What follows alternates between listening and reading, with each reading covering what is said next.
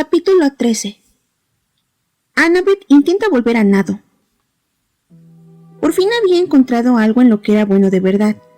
El vengador de la reina Ana respondía a todas mis órdenes. Yo sabía qué cabos tensar, qué velas izar y en qué dirección navegar. Avanzábamos entre las olas a unos 10 nudos, según calculé. Y lo bueno es que incluso comprendía qué velocidad era esa. Para un barco de vela, bastante rápido. Todo parecía perfecto, el viento a favor, las olas rompiendo contra la proa. Pero ahora que nos encontrábamos fuera de peligro, solo conseguía pensar en lo mucho que echaba de menos a Tyson y en la inquietante situación de Grover. Tampoco conseguía quitarme de la cabeza mi estúpida manera de complicar las cosas en la isla de Circe. De no ser por Annabeth, todavía sería un pequeño roedor agazapado en aquella jaula junto a un puñado de piratas peludos. Pensé en lo que Circe me había dicho. ¿Lo ves, Percy? Has liberado tu verdadero ser. Aún me sentía cambiado, no solo porque tenía un repentino deseo de comer lechuga, sino que, además, me notaba asustadizo, como si el instinto de un animalito despavorido formase ahora parte de mí, o quizás siempre había estado allí. Aquello era lo que me preocupaba de verdad. Navegamos toda la noche. Annabeth intentó echarme una mano en el puesto de mando, pero navegar no era lo suyo. Tras unas cuantas horas de balanceo, su cara se puso de color guacamole y bajó a tumbarse en una hamaca. Yo observaba el horizonte. Divisé monstruos más de una vez. Vi un penacho de agua tan alto como un rascacielos elevándose a la luz de la luna. Luego una hilera de púas verdes se deslizó entre las olas. Un reptil o algo así, de unos 30 metros de largo. No tenía muchas ganas de averiguarlo. También llegué a ver nereidas, los brillantes espíritus femeninos del agua. Les hice señas, pero desaparecieron en las profundidades, dejándome con la duda de si me habían visto o no. Poco después de medianoche, Annabeth subió a cubierta. Precisamente en aquel momento pasábamos junto a una isla con un volcán humeante. El agua en torno a la orilla burbujeaba y despedía vapor. «Una de las fraguas de Festo», dijo Annabeth, «donde construye sus monstruos de metal, como los toros de bronce». Ella asintió. «Da un rodeo y ponte a una buena distancia». No necesité que me lo repitiera. Nos alejamos de la isla y muy pronto no fue más que un borrón de neblina roja a popa. Miré a Annabeth. El motivo de que odies tanto a los cíclopes, o sea, la historia de cómo murió Talia de verdad. Cuéntame, ¿qué ocurrió? Apenas veía su expresión en la oscuridad. Está bien, tal vez tengas derecho a saberlo, dijo por fin. Aquella noche, mientras Grover nos llevaba al campamento, se confundió y tomó varios desvíos equivocados. ¿Recuerdas que te lo contó una vez? Asentí. Bueno, pues el peor de esos desvíos nos llevó a la guarida de un cíclope en Brooklyn. ¿Cíclopes en Brooklyn?, pregunté. No podrías creer la cantidad de cíclopes que hay, pero esa no es la cuestión. Aquel cíclope nos tendió una trampa. Logró que nos separásemos en el laberinto de pasillos de una vieja casa de la zona de Flatbush. Además, era capaz de imitar la voz de cualquiera, Percy. Igual que Tyson a bordo del Princesa Andrómeda. Uno a uno, nos hizo caer en la trampa. Talia creyó que corría a salvar a Locke. Este creyó que me había oído gritar a mí pidiendo socorro. Y yo estaba sola en la oscuridad. Tenía 7 años. No sabía cómo encontrar la salida. Se apartó el pelo de la cara. Recuerdo que llegué a la habitación principal. Y allí estaban Talia, Locke y Grover, atados y amordazados, colgando del techo como jamones. El cíclope había empezado a encender una hoguera en medio de la habitación. Saqué mi cuchillo, pero él me oyó. Se volvió y sonrió. Empezó a hablar y de algún modo averiguó cómo era la voz de mi padre. Supongo que la arrebató de mi mente. Me dijo: No te preocupes, Annabeth. Yo te quiero. Puedes quedarte conmigo. Puedes quedarte para siempre. Me eché a temblar. El modo que tenía Annabeth de contarlo, incluso ahora, 6 años después, logró asustarme más que el cuento de fantasmas más espantoso que hubiera oído en mi vida. ¿Qué hiciste? Le clavé el cuchillo en un pie. Lo miré fijamente. ¿Me tomas el pelo? ¿Tenía 7 años y apuñalaste a un cíclope enorme? Él me habría matado, pero conseguí sorprenderlo. Me dio el tiempo justo para correr hacia Talia y cortarle las cuerdas de las manos. Ella se encargó del resto. Bueno, pero... eso fue muy valiente de tu parte, Annabeth. Ella sacudió la cabeza. Nos llevamos por los pelos. Todavía tengo pesadillas, Percy, con el cíclope hablándome con la voz de mi padre. Si nos costó tanto llegar al campamento fue por su culpa. Todos los monstruos que nos habían estado persiguiendo aprovecharon para darnos alcance. Esa es la verdadera razón de que Talia muriese. De no haber sido por ese cíclope, aún viviría. Permanecimos sentados en la cubierta, contemplando cómo ascendía la constelación de Hércules por el cielo. «Ve a echarte un rato», me dijo Annabeth por fin. «Necesitas descansar». Asentí. Me pesaban los ojos, pero cuando bajé y me tendí en una hamaca, me costó mucho conciliar el sueño. Seguía pensando en la historia de Annabeth. Me preguntaba si yo en su lugar habría tenido el valor de continuar aquella búsqueda, de navegar directamente hacia la guarida de otro cíclope. No soñé con Grover. En cambio, me encontré de nuevo en el camarote de Locke, a bordo de la princesa Andrómeda. Las cortinas estaban abiertas. Fuera era de noche, y el aire se fue llenando de sombras, de voces que susurraban a mi alrededor. Eran los espíritus de los muertos. ¡Cuidado!, murmuraban. ¡Trampas! ¡Engaños! El sarcófago de oro de Cronos emitía un leve resplandor. Era la única luz en todo el camarote. Una fría risa me sobresaltó. Parecía proceder de un lugar situado muy por debajo del barco. No tienes el valor suficiente, joven. No podrás detenerme. Sabía lo que debía hacer. Tenía que abrir aquel ataúd. Destapé contra corriente y los fantasmas se remolinaron en torno a mi cuerpo como un tornado. ¡Cuidado! El corazón me palpitaba. No conseguía que mis pies se movieran, pero tenía que detener a Cronos. Debía destruir lo que hubiese en aquella caja. Entonces oí la voz de una chica a mi lado. ¿Y bien, sesos de alga? Me di la vuelta, pensando que sería Annabeth, pero no lo era. Llevaba ropa punk, con cadenas plateadas en las muñecas. Tenía el pelo negro erizado de púas, una gruesa raya en torno a sus ojos azules y turbulentos, y un puñado de pecas esparcidas por la nariz. Me resultaba conocida, pero no sabía de qué. ¿Y bien?, preguntó. ¿Vas a detenerlo, sí o no? Yo no podía responder, ni moverme. La chica puso los ojos en blanco. Perfecto.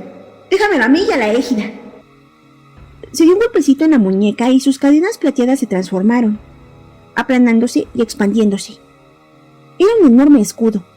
Era de plata y bronce, con la monstruosa cabeza de la medusa sobresaliendo en el centro. Parecía una máscara mortuoria, como si la verdadera cabeza de la gorgona hubiera quedado impresa en el metal. No sabía si aquello era cierto, y tampoco si el escudo podía petrificarme, pero desvié la mirada. Solo su proximidad me dejaba helado de miedo. Tuve la sensación de que, en un combate real, el portador de aquel escudo sería casi invencible. Cualquier enemigo en sus cabales le daría la espalda y le echaría a correr. La chica sacó su espada y avanzó hacia el sarcófago. Las sombras fantasmales le abrieron paso y se dispersaron ante el aura terrible de su escudo. ¡No!, dije, tratando de advertirla, pero ella no me escuchó. Se fue directa al sarcófago y apartó su tapa dorada. Por un instante, permaneció con la vista fija en el contenido de la caja. El ataúd adquirió un resplandor más intenso. ¡No! La voz de la chica temblaba. ¡No puede ser! Desde las profundidades del océano, Cronos se reía con tal estruendo que se estremeció el barco entero. ¡No! La chica chilló mientras el sarcófago se la tragaba en una explosión de luz dorada. Me senté en la hamaca gritando. Annabeth me zarandeaba por el hombro. Percy, era una pesadilla.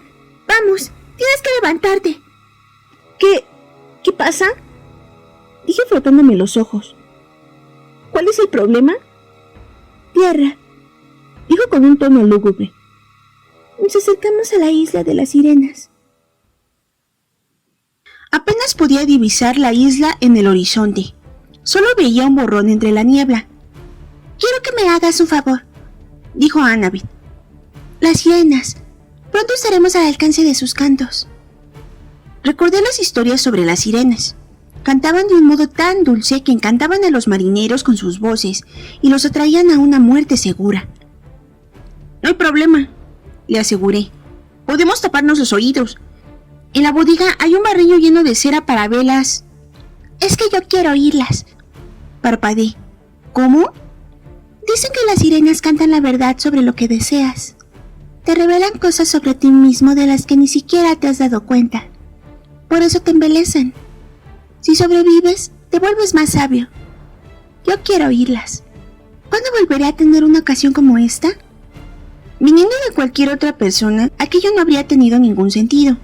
Pero tratándose de Annabeth, bueno, si era capaz de leer libros sobre arquitectura de la antigua Grecia o de disfrutar de los documentales del canal Historia, era comprensible que las sirenas pudieran atraerle. Me contó su plan. A regañadientes, la ayudé a prepararse. En cuanto tuvimos a la vista la orilla rocosa de la isla, ordené a una de las sogas que atara a Annabeth por la cintura al palo mayor. «No me desates», dijo, «pase lo que pase, por mucho que suplique, porque yo desearé saltar sin más, y si lo hago, me ahogaré». «¿Quieres tentarme?» «Jaja». Le prometí que la mantendría a salvo. Luego tomé 2 bolas de cera, las amasé hasta convertirlas en tapones y me las metí en los oídos. Annabeth asentía, sarcástica, como diciéndome que aquellos tapones me quedaban muy chulos. Le hice una mueca y me volví hacia el timón. El silencio era espeluznante. No oía nada, salvo el latido de la sangre en mis sienes. A medida que nos aproximábamos a la isla, iban asomando rocas dentadas entre la niebla. Ordené al vengador de la reina Ana que las sorteara. Si nos acercábamos demasiado, aquellas rocas harían trizas nuestro casco como las cuchillas de una licuadora. Miré a mi espalda. Al principio, Annabeth parecía completamente normal. Luego apareció en su rostro una expresión perpleja. Abrió unos ojos como platos y empezó a forcejear con las cuerdas. Me llamaba por mi nombre. Lo veía en sus labios. Su expresión era muy clara. Tenía que liberarla. Era cuestión de vida o muerte. Debía soltarla ahora mismo. Parecía tan afligida que costaba mucho resistirse y no dejarla libre. Me obligué a desviar la vista. Apremié al vengador de la reina Ana para que aumentase la velocidad. Aún no podía ver gran cosa de la isla. Solo niebla y rocas. Pero en el agua flotaban trozos de madera y fibra de vidrio. Restos de naufragios. Incluso chalecos salvavidas de líneas aéreas comerciales. ¿Cómo era posible que la música hubiese hecho descarrilar tantas vidas? Sí, vale, había canciones en el top 10 que me daban ganas de lanzarme en picado, pero aún así, ¿qué podrían cantar las sirenas? Durante un peligroso segundo comprendí la curiosidad de Annabeth. Sentí la tentación de quitarme los tapones, solo para probar un sorbo de aquella música misteriosa. Notaba cómo las voces vibraban en la madera del barco, cómo añadían su latido al rugido de la sangre en mis oídos. Annabeth seguía suplicándome. Las lágrimas corrían por sus mejillas. Luchaba con las cuerdas, como si le impidieran reunirse con lo que más le importaba en este mundo. ¿Cómo puedes ser tan cruel? Parecía preguntarme. Creía que eras mi amigo. Miré con furia aquella isla envuelta en niebla. Deseaba sacar mi espada, pero no había nada con lo que luchar. ¿Cómo vas a combatir una canción? Procuré no mirar a Annabeth. Lo conseguí durante unos 5 minutos. Ese fue mi gran error. Cuando ya no pude resistirlo más, me di media vuelta y vi un montón de cuerdas cortadas, el mástil vacío, el cuchillo de bronce de Annabeth tirado sobre la cubierta. De algún modo se las había arreglado para colocarlo al alcance de su mano, y a mí se me había olvidado desarmarla. Corrí a la barandilla y la divisé chapoteando frenéticamente para llegar a la orilla, mientras las olas le empujaban hacia las rocas. La llamé a gritos, pero en caso de que me oyera, no sirvió de nada. Estaba en trance y nadaba hacia la muerte. Me volví hacia el timón y grité. ¡Espera aquí! Me lancé sin más por la borda. En cuanto me zambullí, ordené a las corrientes que se retorcieran en torno a mi cuerpo y formasen un flujo en chorro que me propulsó hacia adelante. Salí a la superficie y vi a Annabeth, pero en ese mismo momento la atrapó una ola y se la llevó entre 2 afilados salientes. No tenía alternativa. Me lancé tras ella. Puse bajo el casco destrozado de un yate y avancé serpenteando entre unas bolas metálicas flotantes, sujetas con cadenas, que solo después comprendí que eran minas. Me veía obligado a utilizar todo mi poder sobre el agua para no acabar aplastado contra las rocas o enredado en las redes de alambre de espino tendidas justo a ras de superficie. Pasé a toda velocidad entre los dos salientes y de pronto me hallé en una bahía con forma de media luna. El agua también estaba sembrada de rocas, restos de barcos y minas flotantes. La playa era de arena volcánica negra. Miré alrededor, desesperado, buscando a Annabeth. Allí estaba. Por suerte o por desgracia, era una buena nadadora.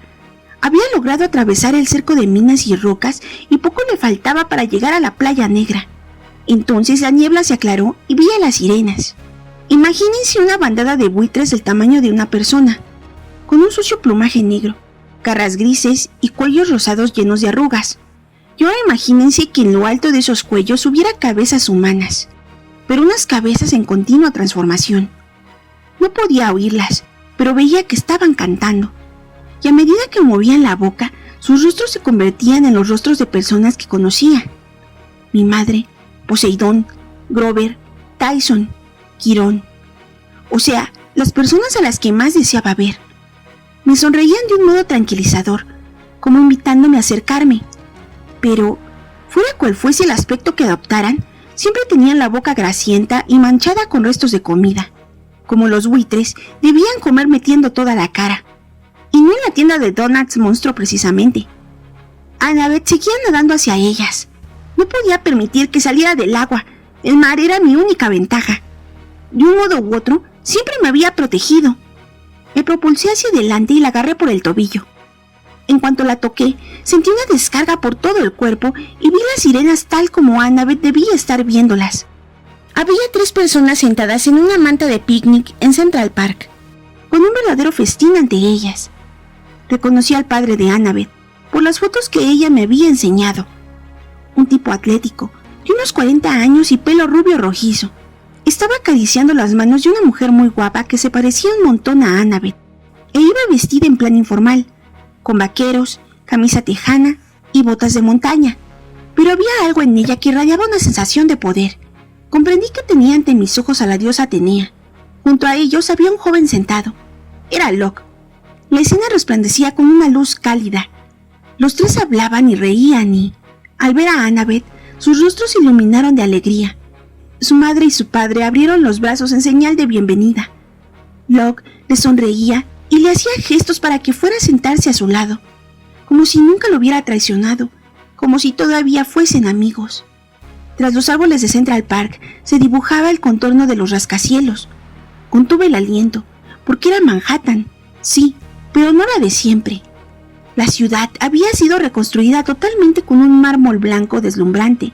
Se veía más grande, más esplendorosa que nunca, con aquellas ventanas doradas y aquellos jardines en las azoteas. Era mejor que Nueva York, mejor que el Monte Olimpo. Comprendí al instante que era Annabeth quien la había diseñado. Ella era la arquitecta de un nuevo mundo. Había vuelto a reunir a sus padres. Había salvado a Locke. Había hecho lo que siempre había deseado. Parpadeé con fuerza. Cuando abrí los ojos, lo único que vi fueron a las sirenas. Buitres andrajosos con rostro humano, listos para devorar a otra víctima. Tiré de Annabeth y la arrastré hacia el agua. No la oía, pero sabía que estaba gritando. Me dio una patada en la cara, pero no la solté. Ordené a las corrientes que nos sacaran de allí. Annabeth me aporreaba y me daba patadas, y a mí me resultaba más difícil concentrarme. Se retorcía con tal violencia que poco faltó para que chocáramos con una mina flotante. Ya no sabía qué hacer. Si ella continuaba forcejeando, no llegaríamos vivos al barco. Entonces nos sumergimos y Annabeth dejó casi enseguida de luchar. Su expresión parecía desorientada. Cuando salimos a la superficie, empezó a forcejear otra vez. ¡Era el agua! El sonido no se transmitía bien debajo del agua. Si la sumergía el tiempo suficiente, conseguiría romper el hechizo. Annabeth tampoco podría respirar, desde luego, pero aquello parecía de momento un problema menor. La agarré por la cintura y ordené a las olas que nos empujasen hacia el fondo. Nos zambullimos en las profundidades, 3 metros, 6 metros. Sabía que debía andarme con cuidado, porque yo podía resistir mucha más presión que Annabeth. Cuando empezaron a ascender burbujas a nuestro alrededor, ella luchó y forcejeó buscando aire. ¡Burbujas! Estaba desesperado. Tenía que mantener con vida a Annabeth. Pensé en todas las burbujas del mar, siempre agitándose y ascendiendo. Me las imaginé unidas, viniéndose a mí. El mar obedeció.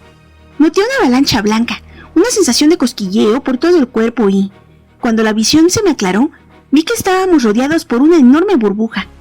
Solo teníamos las piernas sumergidas en el agua. Ella jadeó y tosió. Sentí escalofríos en todo el cuerpo, pero en cuanto me miró supe que el hechizo se había roto. Prorrumpió en unos sollozos terribles que te partían el corazón. Apoyó la cabeza en mi hombro y la abracé. Los peces se agolpaban alrededor para mirarnos. Un banco de barracudas, algunos peces aguja. ¡Largo de aquí!, les dije. Se alejaron a regañadientes. Habría jurado que conocía sus intenciones. Se disponían a hacer correr por los mares el rumor de que el hijo de Poseidón y cierta chica habían sido vistos en el fondo de la bahía de las Sirenas. «Voy a hacer que volvamos al barco», le dije. «Todo saldrá bien. Tú aguanta». Annabeth asintió, dándome a entender que ya se sentía mejor, y murmuró algo que no pude oír porque llevaba los tapones de cera en los oídos. Ordené a la corriente que guiara nuestra peculiar burbuja submarina entre las rocas y el alambre de espino, hasta el vengador de la reina Ana, que había empezado a alejarse de la isla a un ritmo lento y regular, para que pudiéramos darle alcance. Seguimos al barco por debajo del agua, hasta que me pareció que los cantos de las sirenas ya no podrían llegar a nuestros oídos. Entonces salimos a la superficie y la burbuja explotó. Ordené la escala de cuerda que se desenrollara por el flanco del barco y subimos a bordo. Aún tenía puestos mis tapones, por si acaso. Continuamos navegando hasta que perdimos la isla de vista definitivamente. Annabeth se había acurrucado con una manta encubierta. Finalmente, levantó la vista, triste y todavía aturdida, y dijo solo con los labios: «Salvados». Entonces me quité los tapones. Ya no se oía ningún canto. La tarde estaba tranquila, salvo por el sonido de las olas contra el casco. La niebla se había disuelto y había dejado un cielo del todo azul, como si la isla de las sirenas no hubiese existido jamás. «¿Estás bien?», le pregunté. En cuanto lo dije, me di cuenta de lo torpe que sonaba. Por supuesto que no estaba bien. «No sabía», murmuró. «¿Qué?». Sus ojos tenían el mismo color que la niebla que cubría la isla de las sirenas. «Lo poderosa que sería la tentación». No quería contarle que había visto lo que las sirenas le habían prometido. Me sentía como un intruso en un territorio íntimo, pero también pensé que tenía que ser sincero. Se lo debía. «He visto cómo habías reconstruido Manhattan», le dije. «He visto a Locke y a tus padres». Ella se sonrojó. «¿Has visto todo eso?». «Aquello que te dijo Locke en la princesa Andrómeda, lo de reconstruir el mundo partiendo de cero. Te tocó la fibra íntima, ¿no?». Ella se rebujó en la manta. «Mi defecto fatídico. Eso es lo que me mostraron las sirenas. Mi defecto fatídico es la ibris». Parpadeé. «¿Esa cosa marrón que ponen en los sándwiches vegetarianos?». Ella puso los ojos en blanco. «No, sesos de alga, eso es humus. La ibris es peor». «¿Qué puede ser peor que el humus?». «Ibris significa orgullo desmedido, un orgullo mortal, Percy. Creer que puedes hacer las cosas mejor que nadie, incluso mejor que los dioses». «¿Tú te sientes así?». Ella bajó la mirada. «¿Nunca has sentido eso? ¿Que el mundo tal vez sea un verdadero desastre? ¿Y no te has preguntado qué pasaría si pudiésemos rehacerlo partiendo de cero? Sin guerras, sin pobres, sin libros obligatorios para leer en verano». Continúa. «Vale, se supone que Occidente representa en buena parte los mayores logros de la humanidad. Por eso sigue ardiendo la llama. Por eso el Olimpo continúa existiendo. Pero, a veces, lo único que ves es la parte más negativa, ¿sabes? Y empiezas a pensar igual que Locke. Si pudiese anularlo, yo sería capaz de hacerlo mejor. ¿Nunca has sentido eso? ¿Que si tú gobernaras el mundo podrías hacerlo mejor?». Pues no. Si yo gobernase el mundo sería una especie de pesadilla». «Tienes suerte. La ibris no es tu defecto fatídico». «¿Cuál es, entonces?». «No lo sé, Percy, pero cada héroe tiene el suyo. Si no lo averiguas y no aprendes a controlarlo, bueno, por algo lo llaman fatídico». Pensé en todo aquello y no me sirvió para levantarme el ánimo precisamente. También me di cuenta de que Annabeth no me había hablado de las cosas personales que habría cambiado, como reunir otra vez a sus padres o salvar a Locke. La comprendía perfectamente, Aunque me costara admitirlo, también había soñado un montón de veces que volvía a reunir a mis padres. Me imaginé a mi madre, sola en nuestro pequeño apartamento de la parte alta del East Side. Intenté recordar el olor de sus gofres azules en la cocina, pero ahora todo aquello parecía muy lejano. Así pues, ¿ha valido la pena? Le pregunté a Annabeth. ¿Te sientes más sabia? Ella miró el horizonte. No lo sé, pero tenemos que salvar el campamento. Si no detenemos a Locke... No tenía que terminar la frase. Si el modo de pensar de Locke podía resultar tentador incluso para Annabeth, a saber la cantidad de mestizos que estarían dispuestos a unirse a él. Pensé en mis sueños sobre la chica y el sarcófago dorado. No estaba seguro de su significado, pero tenía la sensación de que algo se me escapaba, algo terrible que Cronos estaba planeando. ¿Qué habría visto la chica cuando abrió la tapa del ataúd? De repente, Annabeth abrió los ojos de par en par. ¡Percy! Me di la vuelta. A lo lejos se divisaba otra mancha de tierra, una isla en forma de silla de montar, con colinas boscosas, playas de arena blanca y verdes prados, tal como lo había visto en sueños. Mis sentidos náuticos se encargaron de confirmarlo. 30 grados, 31 minutos norte, 75 grados, 12 minutos oeste. Habíamos llegado a la guarida del cíclope. Capítulo 14. Nos encontramos con las ovejas asesinas. Si piensas en la isla del monstruo, te imaginas un montón de rocas escarpadas y huesos esparcidos por la playa, como en la isla de las sirenas. Pero la isla del cíclope no tenía nada de eso. Sí, vale, había un puente de cuerdas sobre un abismo, lo cual no era buena señal. Venía a ser lo mismo que poner una valla publicitaria que advirtiese: algo maligno vive aquí. Pero el lugar, aparte de eso, parecía una postal caribeña. Tenía prados verdes, árboles de frutas tropicales y playas de arena blanquísima. Mientras navegábamos hacia la orilla, Annabeth inspiró profundamente aquel aire perfumado. «El vellocino de oro», dijo. Asentí. No lo veía aún, pero percibía su poder. Ahora sí podía creer que el vellocino era capaz de curar cualquier cosa, incluso el árbol envenenado de Thalia. ¿Se morirá la isla si nos lo llevamos? Annabeth meneó la cabeza. Perderá su exuberancia, eso sí, y volverá a su estado anterior, fuera cual fuese. Me sentí un poco culpable por destrozar aquel paraíso, pero me recordé que no teníamos alternativa. El campamento mestizo corría peligro, y Tyson aún seguiría con nosotros de no haber sido por aquella misión. En el prado que había al pie del barranco se agolpaban varias docenas de ovejas. Parecían pacíficas, aunque eran enormes, tan grandes como hipopótamos. Más allá, un camino subía hacia las colinas. En lo alto de ese camino, cerca del borde del abismo, se levantaba el roble descomunal que había visto en sueños. Había algo dorado que relucía en sus ramas. «Esto es demasiado fácil», dije. «¿Subimos allí caminando y nos los llevamos?» Annabeth entornó los ojos. «Se supone que hay un guardián. Un dragón o...» Justo en ese momento surgió entre los arbustos un ciervo. Trotó por el prado, seguramente en busca de pasto, y de repente todas las ovejas se pusieron a balar y se abalanzaron sobre él. Ocurrió tan deprisa que el ciervo se tambaleó y desapareció en un mar de lana y pezuñas. Hubo un revuelo de hierba y mechones de pelaje marrón. Unos segundos más tarde, las ovejas se dispersaron y volvieron a deambular pacíficamente. En el sitio donde había estado el ciervo, solo quedaban un montón de huesos blancos. Annabeth y yo nos miramos. «Son como pirañas», dijo ella. «Pirañas con lana. ¿Cómo vamos?» «¡Percy!» Annabeth ahogó un grito y me agarró del brazo. «¡Mira!»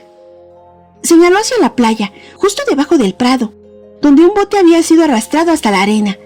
El otro bote salvavidas del CCS Birmingham. Llegamos a la conclusión de que era imposible atravesar aquel cerco de ovejas caníbales. Annabeth quería deslizarse por el camino con su gorra de invisibilidad y hacerse con el vellocino, pero la convencí de que no saldría bien. Las ovejas podían olerla, o aparecería otro guardián, cualquier cosa. Y si ocurría algo así, yo estaría demasiado lejos para ayudarla. Además, nuestra primera tarea tenía que ser encontrar a Grover, y a quienes hubieran llegado a la orilla con aquel bote. Eso suponiendo que hubiesen logrado sortear a las ovejas. Estaba demasiado nervioso para decir en voz alta lo que aún esperaba en secreto. O sea, que Tyson siguiera vivo. Fuimos a amarrar el vengador de la reina Ana a la parte de atrás de la isla, donde los acantilados se alzaban en vertical a unos 60 metros de altura. Se me ocurrió que allí sería menos probable que el barco fuera visto. Aquellos acantilados parecían escalables. Debían de ser tan difíciles, más o menos, como el muro de lava del campamento. Al menos no había ovejas por aquel lado. Confié en que Polifemo no tuviera también cabras montesas carnívoras. Remamos en un bote hasta el borde de la roca y empezamos a subir muy despacio. Annabeth iba adelante, porque ella era mejor escaladora que yo. Solo estuvimos a punto de matarnos 6 o 7 veces, lo cual me pareció bastante aceptable. Una de ellas perdí pie y me encontré colgado de una sola mano de una cornisa a 15 metros de las rocas que sobresalían entre las olas. Menos mal que encontré otro punto de apoyo y seguí escalando. Un minuto más tarde, Annabeth puso el pie sobre un trozo de musgo y resbaló. Por suerte, consiguió afirmar el pie un poco más abajo. Por desgracia, fue en mi cara. «Perdona», murmuró. «No pasa nada», gruñí, aunque no había tenido el menor interés en probar el sabor de sus zapatillas. Por fin, cuando ya tenía los dedos como de acero derretido y todos los músculos me temblaban de puro agotamiento, alcanzamos la cresta del acantilado y nos derrumbamos desfallecidos. «Uf», dije. «¡Ah!», gimió Annabeth. Bramó otra voz. Si no hubiese estado tan cansado, habría dado un brinco de otros 60 metros. Miré alrededor, pero no vi a nadie. Annabeth me tapó la boca con una mano e hizo señas con la otra. La cresta sobre la que nos hallábamos era más estrecha de lo que me había parecido. Por el otro lado terminaba bruscamente, y era de allí de donde venía aquella voz, del terraplén que había debajo. ¡Eres peleona!, bramó aquella voz ronca. «¡Atrévete a desafiarme!», la voz de Clarice, sin la menor duda. «Devuélveme mi espada y lucharé contigo». El monstruo se echó a reír con gran estruendo. Annabeth y yo nos arrastramos hasta el borde. Estábamos encima mismo de la entrada de la cueva. Polifemo y Grover, que aún iba vestido con su vestido de novia, se hallaban justo a nuestros pies. Clarice estaba atada y colgada boca abajo sobre una olla de agua hirviendo. Yo tenía la esperanza de ver también a Tyson allí. Aunque fuera corriendo peligro, al menos habría sabido que estaba vivo, pero no había ni rastro de él. Murmuró Polifemo mientras reflexionaba. ¿Me como a esta bocazas ahora mismo o la dejo para el banquete de boda? ¿Qué opina mi novia? Se volvió hacia Grover, que retrocedió y casi tropezó con su cola nupcial, por fin terminada. Bueno, yo no estoy hambrienta ahora mismo, querido. Quizá... ¿Cómo que novia?, preguntó Clarice. ¿Quién? ¿Grover? Annabeth susurró a mi lado. «Cierra el pico, idiota. Tiene que cerrar esa bocaza». Polifemo frunció el ceño. ¿Qué, Grover? «¡El sátiro!», oyó Clarice. «¡Ay!», gimió Grover. «El cerebro de la pobre ya se ha puesto a hervir con el agua caliente. ¡Bájala, querido!». Polifemo entornó el párpado sobre su siniestro ojo nublado, tratando de ver a Clarice con mayor claridad. El cíclope era incluso más horrible que en mis sueños, en parte porque ahora me llegaba su rancio hedor desde muy cerca, y en parte porque iba con su traje de boda, una falda escocesa y un chal cosidos chapuceramente sobre un smoking azul celeste, como si hubiese desvalijado a todos los invitados de una boda. ¿De qué sátiro hablas?, preguntó Polifemo. Los sátiros son buena comida. ¿Me has traído un sátiro? «¡No, maldito idiota!», bramó Clarice. «¡Ese sátiro! ¡Grover! ¡El que lleva vestido de novia!». Quería retorcerle el cuello a Clarice, pero ya era demasiado tarde.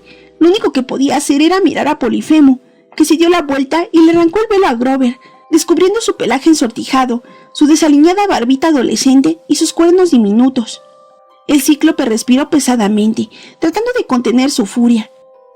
«No veo demasiado bien desde hace muchos años», refunfuñó, «cuando aquel otro héroe me pinchó en el ojo, pero aún así, tú no eres una cíclope».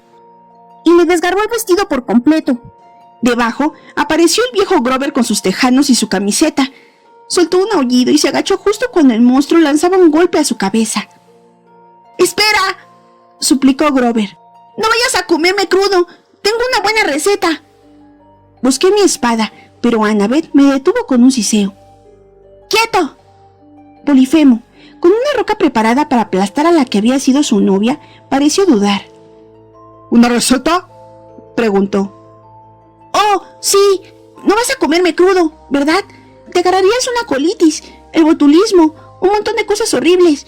Tendrá mucho mejor sabor asado a fuego lento, con salsa picante de mango. Podrías ir ahora mismo a buscar unos mangos, allá en el bosque. Yo te espero aquí. El monstruo se puso a reflexionar. El corazón me retumbaba contra las costillas. Imaginé que acabaría muerto si atacaba, pero no podía permitir que el monstruo matase a Grover. Sátiro asado con salsa de mango, musitaba Polifemo. Se volvió hacia Clarice, que seguía colgada sobre la olla de agua hirviendo. ¿Tú también eres un sátiro? ¡No, maldito montón de estiércol!, chilló. Yo soy una chica, la hija de Ares. Ahora desátame para que pueda rebanarte los brazos. Para rebanarme los brazos, repitió Polifemo. Y para metértelos por la boca. Tú sí que tienes agallas. ¡Bájame de aquí, pedazo de animal! Polifemo agarró a Grover y lo hizo como si fuera un perrito desobediente. Ahora hay que apacentar las ovejas. La boda la aplazamos hasta la noche. Entonces comeremos sátiro como plato fuerte. Pero, ¿es que todavía piensas casarte? Grover sonaba ofendido. ¿Y quién es la novia? Polifemo miró con el rabillo del ojo hacia la olla hirviendo. Clarice ahogó un grito. ¡Oh, no! ¡No lo dirás en serio! ¡Yo no! Antes de que Annabeth y yo pudiésemos hacer algo, Polifemo la arrancó de la cuerda como si fuera una manzana madura y los arrojó a ella y a Grover al interior de la caverna. ¡Pónganse cómodos! Estaré de vuelta cuando se ponga el sol para el gran acontecimiento. Luego dio un silbido y un rebaño de cabras y ovejas, más pequeñas que las devoradoras de hombres, empezó a salir de la cueva. Mientras desfilaban para ir a pastar, Polifemo les daba palmaditas a algunas y las llamaba por su nombre: Chuleta, Lanita, Superburger. Cuando pasó la última, Polifemo hizo rodar una roca frente a la entrada, con la misma facilidad con que yo cerraría la puerta de la nevera, y ahogó de golpe los gritos de Clarice y Grover. ¡Mangos!, refunfuñó Polifemo. ¿Qué son mangos? Se alejó caminando montaña abajo con su traje de boda azul celeste y nos dejó en compañía de una olla de agua hirviendo y una roca de 6 toneladas. Lo intentamos durante lo que me parecieron horas, pero sin ningún éxito. La roca no se movía. Chillamos por las grietas, dimos golpes. Hicimos todo lo que puedas imaginarte para mandarle una señal a Grover, pero no nos llegó el menor indicio de que nos hubiese oído. Incluso si se producía un milagro y lográbamos matar a Polifemo, no nos serviría de nada. Grover y Clarice morirían en el interior de aquella cueva herméticamente cerrada. El único modo de mover la roca era conseguir que el cíclope lo hiciera. Por pura frustración, destapé contracorriente y le asesté un mandoble a la roca. Saltaron chispas, pero nada más. Una roca enorme no es la clase de enemigo que puedas combatir con una espada mágica. Annabeth y yo nos sentamos en la cumbre y observamos desesperados la silueta azul celeste del cíclope moviéndose entre su rebaño. Había separado juiciosamente el ganado normal de las ovejas devoradoras de hombres, situando cada grupo a un lado de la profunda cima que dividía la isla. Solo era posible cruzarla por el puente de cuerdas, y las tablas estaban demasiado separadas para las pezuñas de una oveja. Observamos a Polifemo mientras visitaba también a su rebaño carnívoro en el otro lado. Por desgracia, no se lo comieron. De hecho, se movía entre aquellas ovejas con tal despreocupación. Les daba de comer una carne misteriosa que llevaba en una gran cesta de mimbre, lo cual no hizo más que reforzar un sentimiento que albergaba desde que Circe me convirtiera en cobaya. O sea, la idea de que ya iba siendo hora de imitar a Grover y hacerme vegetariano. Con artimañas, decidió Annabeth. Si no podemos vencerla con la fuerza, tendremos que hacerlo con alguna artimaña. De acuerdo, dije. ¿Qué artimaña? Esa parte aún no se me ha ocurrido. Estupendo. Polifemo tendrá que mover la roca para dejar pasar al rebaño. Al ponerse el sol, dije, que es cuando se casará con Clarice y se zampará a Grover. No sé cuál de las dos cosas me parece más repugnante. Yo podría volverme invisible, dijo, y meterme dentro. ¿Y yo qué? Las ovejas, musitó Annabeth, y me lanzó una de aquellas miradas astutas que siempre me inspiraban un enorme recelo. ¿Hasta qué punto te gustan las ovejas? Sobre todo no te sueltes, dijo Annabeth, ya invisible, desde algún punto a mi derecha. fácil decirlo, ella no estaba colgada del vientre de una oveja. De acuerdo, reconozco que no era tan difícil como había pensado al principio. Una vez ya me había metido a rastras debajo del coche de mi madre para cambiarle el aceite. Aquello no era muy distinto. A la oveja le daba igual. E incluso la más pequeña del rebaño era lo bastante grande para soportar mi peso. Y todas tenían una lana muy espesa. Retorcí la lana con las manos hasta transformarla en un par de asas. Afirmé los pies en los huesos de la cadera y listo. Me sentía como un bebé canguro mientras me paseaba abrazado al pecho del animal, procurando que no me entrara lana por la boca ni la nariz. Y por si se lo están preguntando, los bajos de una oveja no huelen especialmente bien. Imagínate un suéter de invierno arrastrado por el barro y luego abandonado en la cesta de la ropa sucia durante una semana. Algo así. El sol se estaba poniendo. Apenas había encontrado la posición más adecuada cuando oí rugir al cíclope. ¡Cabritas! ¡Ovejitas! El rebaño, obedientemente, empezó a subir la cuesta hacia la caverna. «Allá vamos», susurró Annabeth. «Estaré cerca, no te preocupes». Entonces hice en silencio una promesa a los dioses. Si saliéramos vivos de aquel lío, le reconocería a Annabeth que era genial. Mi oveja empezó a subir la cuesta penosamente. Tras unos 100 metros ya me dolían las manos y los pies. Me aferré con más fuerza a la lana y la oveja dio un gruñido. No podía culparla. A mí tampoco me gustaría que alguien practicara la escalada por mi anatomía. Pero si no me agarraba bien, me caería allí mismo, a los pies del monstruo. ¡Estofado!, dijo el cíclope, dándole palmadas a una oveja que iba más adelante. ¡Manchada! ¡Trasto! ¡Trasto! Polifemo le dio unas palmaditas a mi oveja y poco faltó para que me cayera al suelo. ¿Qué? ¿Engordando un poquito esa panza? ¡Uf! Pensé. ¡Ahora me descubrirá! Pero Polifemo se limitó a reír y a darle un empujón en los cuartos traseros que nos propulsó hacia adelante. ¡Vamos, gordita! ¡Pronto serás un buen desayuno! Y así, sin más, me encontré en el interior de la cueva. Observé cómo entraba la última oveja. Annabeth tenía que apresurarse a poner en práctica su maniobra de distracción. El cíclope ya estaba a punto de volver a colocar la roca en su sitio, cuando ella gritó desde fuera. ¡Hola, bicho horrible! Polifemo se irguió de golpe. ¿Quién ha dicho eso? ¡Nadie!, chilló Annabeth. Aquello provocó exactamente la reacción que ella había esperado. La cara del monstruo enrojeció de rabia. ¡Nadie!, rugió Polifemo. ¡Ya me acuerdo de ti! ¡Eres demasiado estúpido para acordarte de alguien!, se mofó Annabeth. ¡Y mucho menos de nadie! Yo rezaba a los dioses para que ella se fuera moviendo mientras hablaba, porque Polifemo empezó a bramar furioso. Agarró la primera roca que encontró, que resultó la de la entrada, y la arrojó hacia donde sonaba la voz de Annabeth. Oí cómo se hacía añicos con gran estruendo. Durante un momento terrible hubo un silencio. Luego Annabeth gritó. ¡Ni siquiera has aprendido a tirar piedras! ¡Soy inepto! Polifemo aulló. ¡Ven aquí! ¡Ven que te mato, nadie! ¡No puedes matar a nadie! ¡Estúpido soquete! Volvió a mofarse Annabeth. ¡Ven a buscarme! Polifemo corrió ladera abajo siguiendo su voz. Lo de llamarse nadie no habría funcionado con ningún otro ser, pero Annabeth me había explicado que aquel había sido el nombre que utilizó Ulises para engañar a Polifemo siglos atrás, justo antes de pincharle el ojo con un palo al rojo vivo. Annabeth había supuesto que aquel nombre despertaría instantáneamente su rencor, y no se había equivocado. En su frenesí por atrapar a su antiguo enemigo, el cíclope olvidó cerrar la entrada de la cueva. Por lo visto, ni siquiera se detuvo a pensar que la voz de Annabeth era de mujer, mientras que el primer nadie había sido hombre. También era cierto, por otro lado, que había querido casarse con Grover, o sea que no era muy avispado en todo el asunto masculino-femenino. Confiaba en que Annabeth se mantuviera a salvo y lo distrajera lo suficiente mientras yo buscaba a Grover y Clarice. Me descolgué por fin. Le di una palmadita a Trasto y me disculpé por mi atrevimiento. Busqué en la cueva principal, pero allí no había ni rastro de ellos. Me abrí paso entre el rebaño de cabras y ovejas hasta el fondo de la cueva. Había soñado con aquel lugar, pero me costó mucho orientarme por el laberinto de galerías. Crucé corredores sembrados de huesos, pasé por estancias llenas de alfombras de lana y ovejas de cemento tamaño natural, que reconocí como obras de la Medusa. Había también colecciones de camisetas con ovejas estampadas, barreños de aceite de lanolina, chaquetas y calcetines de lana y sombreros adornados con cuernos de carnero. Finalmente encontré la habitación del telar. Allí estaba Grover, acurrucado en un rincón, intentando cortar con unas tijeras romas los nudos que aún mantenían atada a Clarice. «Es inútil», decía ella.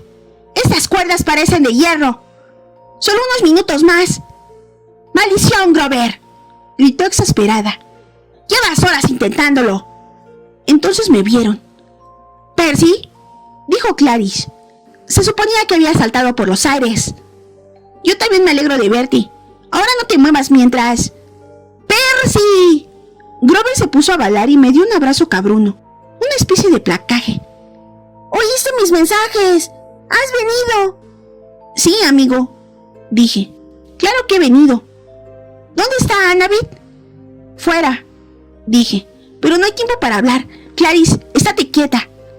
Destapé contracorriente y corté las cuerdas. Ella se puso de pie con cierta rigidez mientras se frotaba las muñecas. Me miró con hostilidad un momento, luego bajó la vista y murmuró: «Gracias». «De nada», contesté.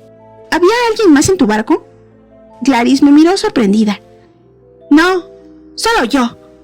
El resto de la tripulación del Birmingham, bueno, ni siquiera sabía que ustedes se habían librado». Miré al suelo. Me negaba a admitir que mi última esperanza de ver vivo a Tyson acababa de evaporarse. «Está bien. Vamos, tenemos que ayudar». Se oyó un estruendo, cuyo eco fue rebotando por toda la cueva, y luego un grito que me hizo temer que llegáramos tarde. Era Annabeth la que gritaba de pánico.